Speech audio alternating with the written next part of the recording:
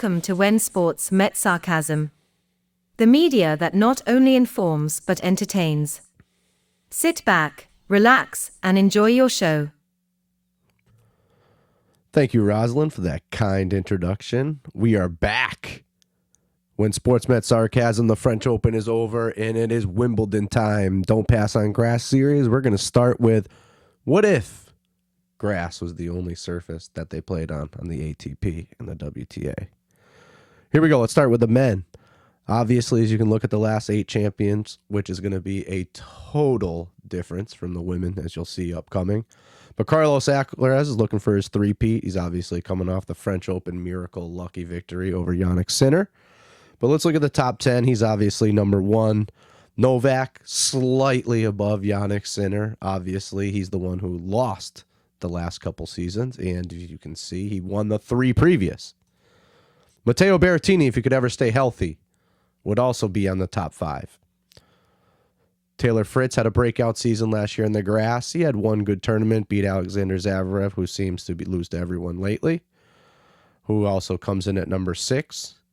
Speaking of Sasha Zverev, after watching his match against Djokovic at the French Open, he reminds me, let's say, of a war general who stockpiles all this ammunition in these weapons and gets ready to go to war, sails off, goes to war, comes back with all the ammunition and all the weapons. And you ask Sasha, "Oh, you won the war?"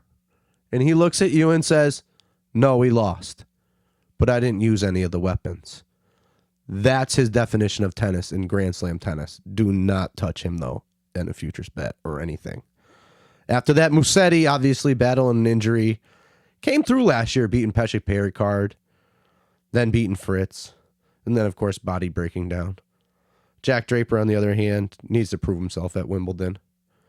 Doing better on the grass, but I believe he got beaten straight sets by Cam Norrie. Hurkacz's coming off an injury grossly against Arthur Fils. And Tommy Paul's got a great grass game. I'm excited to watch Tommy Paul coming up at Wimbledon. Honorable mention top 10, we'll throw in Alex de Minaur, who actually retired, who doesn't retire often, but I believe he retired before his Djokovic match last year at Wimbledon. So Alcaraz is going to be tough to beat. Djokovic, he's only gearing up for the Grand Slams. Don't pay attention to anything else. And if Matteo Berrettini could ever stay healthy, he probably would be a top 5 grass player. All right, let's not pay the bills with another fake ad read, and let's go to Dale with Sammy Sosa Bleacher Bomb ad read. Have you ever thought pigment was way overrated? Well, you're in luck. With new technology we have created, the Sammy Sosa Bleacher Balm. Believe it or not, this cream-based lotion is steroid-free. Yes, you heard it, steroid-free. After applying the cream, just put the cork back in the bottle, and sit back and wait for the Bleacher Balm to turn your skin into the lucky Irish lad you always wanted to be. If you thought pigment was overrated, pick up a bottle of Sammy Sosa Bleacher Balm, and remember it is steroid-free. All right, thanks, Dale, for that fake ad read. It may be steroid-free, but I doubt that it's andro-free. All right, let's move on to the women.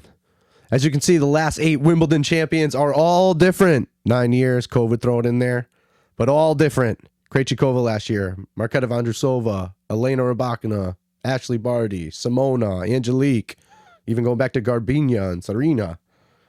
Let's go to the top 10. Arena's got the big serve.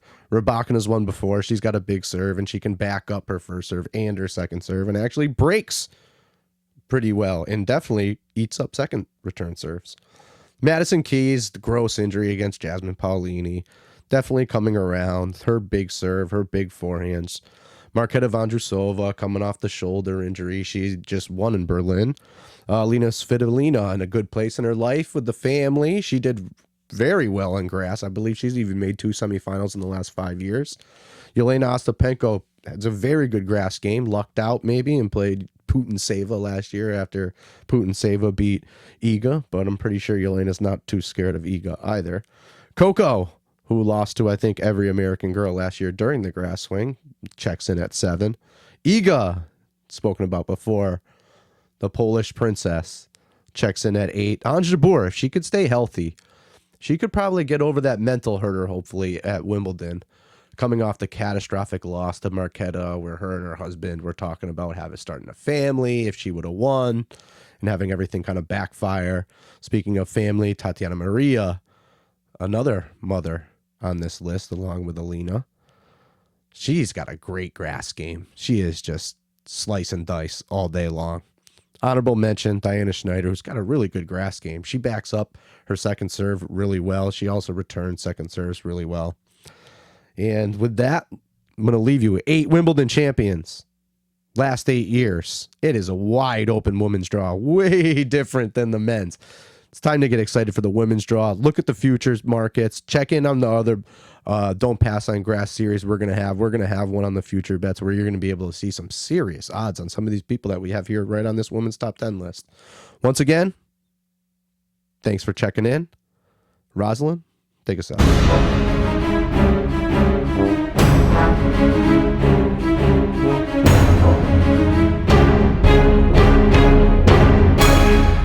Thank you for tuning in to When Sports Met Sarcasm, the media that not only informs but entertains.